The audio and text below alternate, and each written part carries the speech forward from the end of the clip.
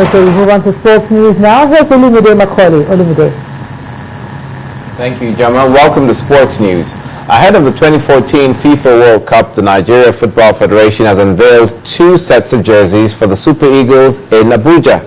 The Director General of the National Sports Commission says it's a deliberate attempt to rebrand the Super Eagles. The Chairman, House Committee on Sports, Mr. Ali Gayam, says the unveiling is the first step towards preparations for the World Cup in June. The jerseys were later presented to the representatives of President Goodluck Jonathan and the Senate President David Mark. Stationery Stores of Lagos defeated Southwest rivals Shooting Stars of Ibadan 2-0 on match day 3 of the Nigeria National League. The much-hyped derby between the nation's unarguably oldest rivals showed the expected spark in the first half of the encounter.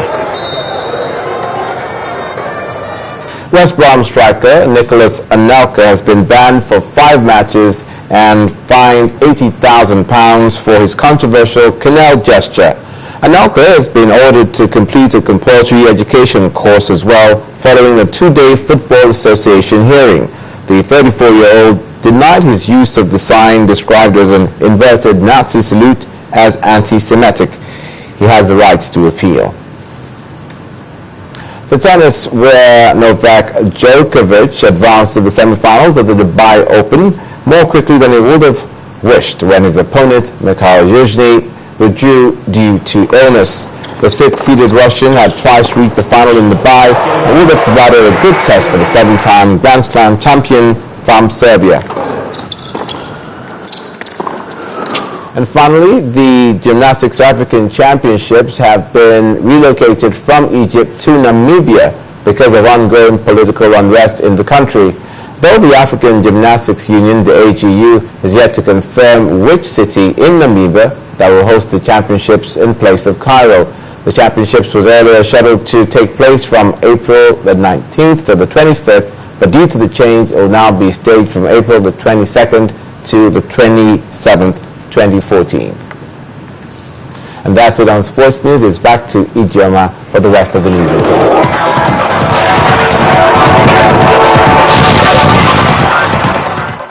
Unveiling the new look of Guinness. Discover a colorful world of more. All right, on the foreign scene now, Western nations have called on Russia to ease tensions in Ukraine's Crimea region after armed men seized the local parliament and raised the Russian flag. Now here's Cynthia Aya, she'll tell us more. Moscow is willing to work with the West on averting a crisis, but warns foreign powers against taking decisions on behalf of Ukrainians. Meanwhile, as regards the whereabouts of the ousted Ukrainian president, he is reported to be in Russia. But Yanukovych plans to hold a news conference in the southern Russian city of Rostov-on-Don on Friday. Then, German Chancellor Angela Merkel has said she can work with the UK to reform the European Union, but it will not be easy.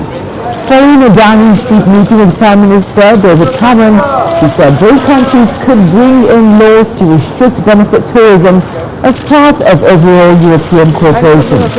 Cameron believes changes to the EU are possible, achievable, and doable. Yes, it's been a bloody day in Iraq as at least 26 people have been killed in bombings around the Iraqi capital, Baghdad. 17 people were killed in one blast at a second-hand motorbike market in the eastern Sadr City district. The bomb, which also injured 38, appears to have been placed in a motorbike at the market. Also today, a suicide car bomb has exploded in the Somali capital Mogadishu, killing at least 12 people and wounding 8 others near the security service headquarters. The bomber targeted a security vehicle and 3 members of the security forces were among the dead. The Al-Qaeda-linked Al-Shabaab group said it carried out the attack. Finally, according to a report in The Guardian, British spy agency GCHQ intercepted webcam images from millions of Yahoo users across the world. Yahoo denied prior knowledge of the alleged program, describing it as a completely unacceptable privacy violation. And those are the top stories on the Forensic. Thanks a lot, Cynthia. And the main news again. Over 30 heads of state and government today joined Nigeria in celebrating its 100 years of existence. Now, President Goodluck Jonathan remains upbeat about the country's unity, even as world leaders agreed on the need to fight terror. And the extremist Boko Haram sect has attacked 3 villages in Adamawa State, killing 6 people and burning down 2 banks and a police station. Well, that's the news at 10 tonight. Many thanks for staying with us. I'm Ijoma Renyato. Good night.